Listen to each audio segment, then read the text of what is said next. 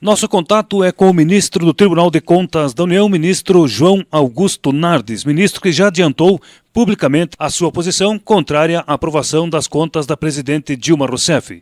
Ele explica o porquê dessa sua posição antecipada.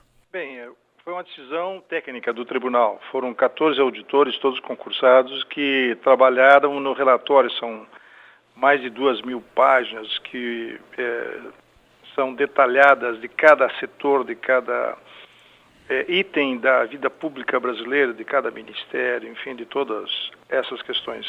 Já tinha sido discutida essa matéria no tribunal esse ano.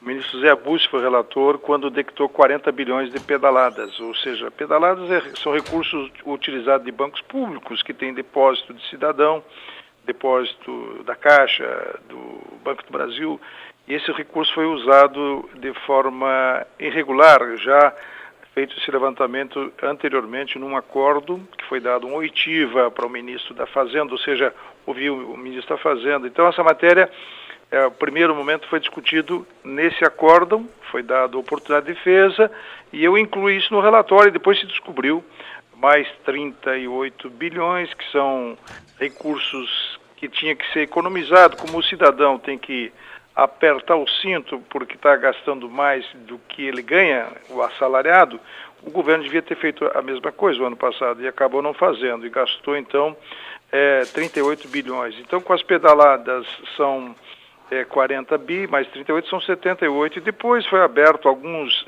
créditos também sem autorização do Congresso Nacional, ou seja, a lei salarial tem que ser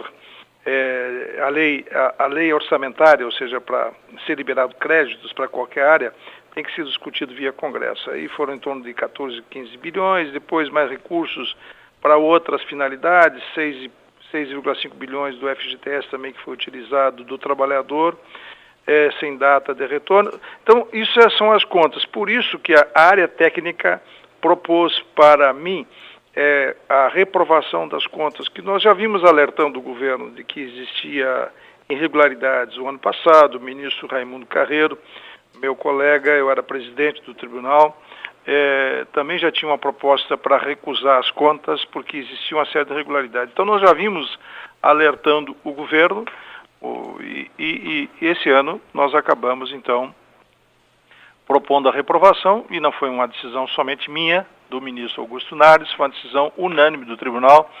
8 ministros votaram de forma unânime, acompanhando o meu relatório. Portanto, uma decisão importante, praticamente 80 anos que se aprovavam as contas com ressalvas, ou seja, existe a ilegalidade, mas assim mesmo aprovavam, e nós resolvemos mudar porque a situação do país é bastante complicada, a economia está em dificuldade e eu tive a coragem de propor, então, claro, a decisão foi minha, mas acompanhado por todos os ministros. Portanto, não é uma questão política, sim uma questão técnica, uma decisão de um órgão técnico. Todos os ministros aqui são concursados ou eleitos via Congresso, portanto são independentes, e todos os funcionários do Tribunal de Contas são concursados. Portanto, uma decisão eminentemente técnica de reprovar as contas para evitar que aconteça o que aconteceu com outros países, que chega um momento, e por isso foi usado esse termo das pedaladas, né, que a bicicleta pode quebrar. O Rio Grande do Sul, aí, que é o meu estado, e Sarandi, que eu conheço também, sabe que o Rio Grande do Sul está vivendo esse momento difícil, ou seja, não consegue pagar os funcionários.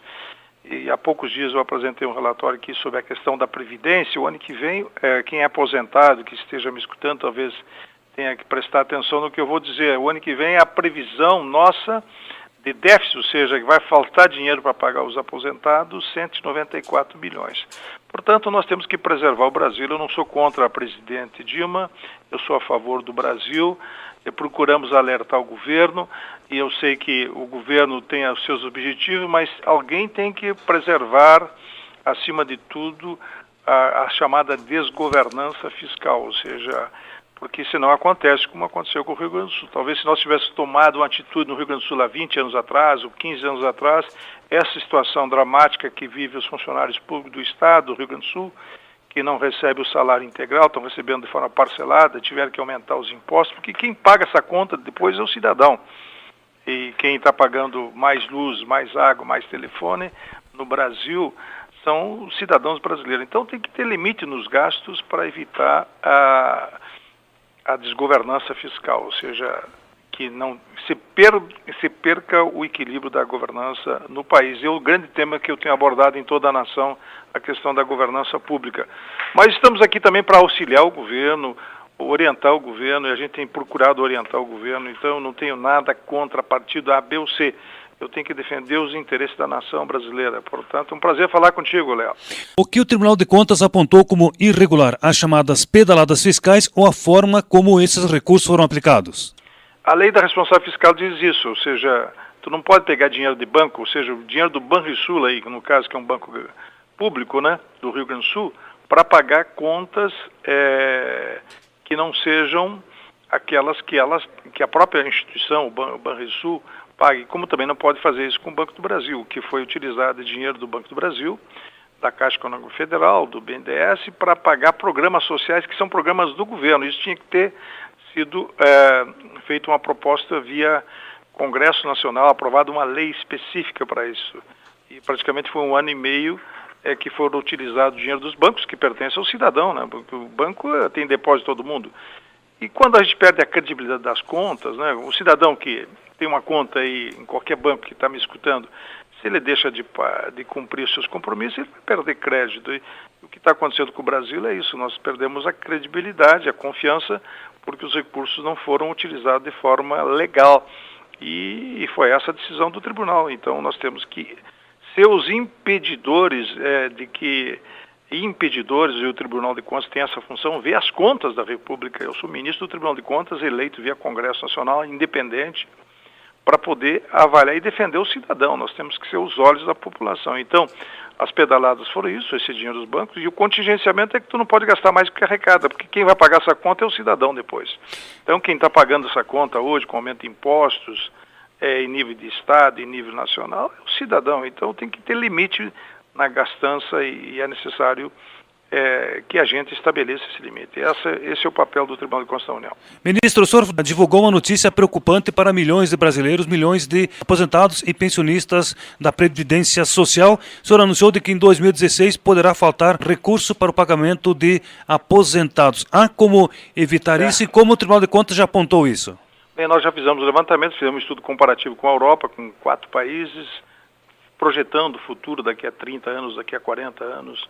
Então, o que tem que fazer? O Tesouro vai ter que pagar os aposentados. Agora, por enquanto nós estamos aguentando. O que significa dizer isso? Aguentando porque ainda temos algumas reservas, temos uma situação mais ou menos equilibrada do país, mas não por muito tempo, porque o país não vai crescer o ano que vem. Aliás, esse ano a previsão é crescimento negativo, 2,5%, ou seja, cresce tipo rabo de cavalo, para baixo, né? Então é negativo o crescimento esse ano. Ano passado já foi negativo, então não suporta por muito tempo para pagar. Eu não estou dizendo que o ano que vem os aposentados poderão não receber, porque o Tesouro vai ter que pagar. Só que o Tesouro não aguenta muito tempo. Nós temos que voltar a crescer. As empresas têm que voltar a gerar empregos, têm que receber incentivo, voltar a confiança para a cidadania, aumentar a geração de empregos, melhorar a capacidade da base da pirâmide, porque pensa numa pirâmide, pensa num sino. O cidadão que está me escutando, pensa num sino. Um sino, como é que ele é? Ele é maior embaixo e depois vai afinando. Nós ainda estamos em formato de sino em relação à questão da Previdência, mas a população brasileira está envelhecendo. Então, o que significa? Daqui a um tempo nós vamos nos transformar num jarro. Agora, o ouvinte que está escutando, olha, o ministro Nardes está dizendo que vamos se transformar num jarro. O jarro é mais gordo no meio, né? Dependendo do formato do jarro, e mais fino embaixo. É isso que está acontecendo. Ou seja, se nós não tomarmos providências e não frearmos o custo, daqui a um tempo não tem mais dinheiro para os aposentados. Ou seja, nós temos que voltar a crescer. E o país, se ele não volta a crescer, o que aconteceu com o Rio Grande do Sul foi isso. O que está acontecendo com o Rio Grande do Sul? Para o cidadão entender aí, o funcionário público, é que os inativos do Rio Grande do Sul e os ativos do Rio Grande do Sul já são responsáveis praticamente próximo de 80% com gastos de tudo que o Rio Grande do Sul arrecada. E aí o que leva a essa situação? Nós estamos gastando aqui 50% no Brasil do que gastamos, do que sobra para o Estado. O Rio Grande do Sul está gastando 80%. Então, se nós não tomarmos providência, o Brasil vai se transformar num jarro e aí a situação é muito difícil de pagar os aposentados. Então, o Tribunal de Contas tem que alertar. Eu não sou o que toma a decisão, e nem os ministros tomam a decisão. Quem toma as decisões é o governante, é o Poder Executivo. Nós somos os olhos da população para proteger o cidadão. O que eu fiz foi proteger o cidadão. Claro que tive que ter muita coragem para fazer isso. Tem muitas consequências negativas. Vou receber, claro, muita pressão. Recebi durante 5 meses, tive que andar com segurança e tal. Mas eu estou defendendo o interesse do Brasil. Ministro, para conclusão, o senhor, como ministro de um órgão que é controlador das contas públicas do Brasil todo, hoje o momento é ruim, também começa na base para os prefeitos. Que aconselhamento o senhor daria hoje para os prefeitos municipais? Eu tenho defendido 3 pactos no Brasil. O pacto pela governança, que é melhorar a governança. O que é a governança? É você avaliar, monitorar, acompanhar onde que vão os recursos públicos. É um pacto pela melhoria da governança. Inclusive lançamos um livro com a minha equipe técnica aqui. Eu tenho feito palestra em várias capitais. Já fiz agora nesses últimos 30 dias em 6 ou 7 capitais, com muita gente demandando a minha presença em todo o Brasil, para explicar o que é a governança, né? Que é entregar uma melhor saúde, uma melhor educação, uma melhor infraestrutura, uma estrada mais decente para o cidadão, um transporte mais decente para o cidadão. Porque nas grandes cidades as pessoas chegam a levar 2, 3 horas para chegar num trabalho.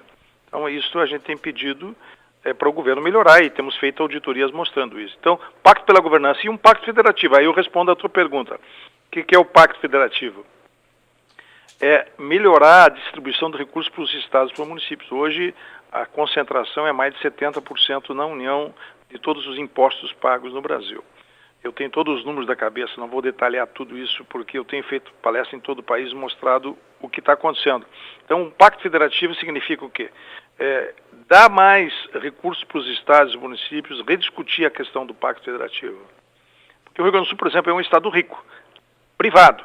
O estado público está quebrado, mas o privado é rico, paga muito imposto e muitas vezes o imposto não é distribuído de forma adequadamente para os estados nem para os municípios. Então, isso acontece. Eu tenho um gráfico que eu mostro que nós perdemos nos últimos 4 anos, os estados e municípios, 190 bilhões de recursos que a União utilizou para si em desonerações, ou seja, faz isenções, mas quem entra com a parte são os estados e municípios, a União entra com menos, e aí há uma desigualdade. Então, reequilibrar o pacto federativo. E o outro pacto que eu considero importante, que é o mais difícil agora, no momento, é o pacto político, que está essa guerra no Congresso Nacional. Então, eu tenho feito palestra em todo o Brasil sobre isso, dados os números, e tenho cumprido a minha missão como cidadão brasileiro e como ministro do Tribunal de defender os interesses da sociedade brasileira. Eu queria te agradecer a oportunidade, de transmitir um abraço a Sarandi. Eu tenho uma audiência agora, eu estou aqui no meu gabinete, e já estou um pouco atrasado para a audiência que eu tenho nesse momento com o presidente da Infraero, que cuida de todos os aeroportos do Brasil, todas essas concessões públicas de estradas, ferrovias, rodovias, passa pelo Tribunal de Contas da União. Então, eu queria transmitir um abraço a toda a comunidade e agradecer a oportunidade de poder falar contigo, Léo. Obrigado, ministro, pela sua disponibilidade. Um abraço, tchau. João Augusto Nardes, ministro do Tribunal de Contas da União, foi com quem nós conversamos, falando sobre a realidade econômica hoje do Brasil. Da Central de Conteúdo, José Leal.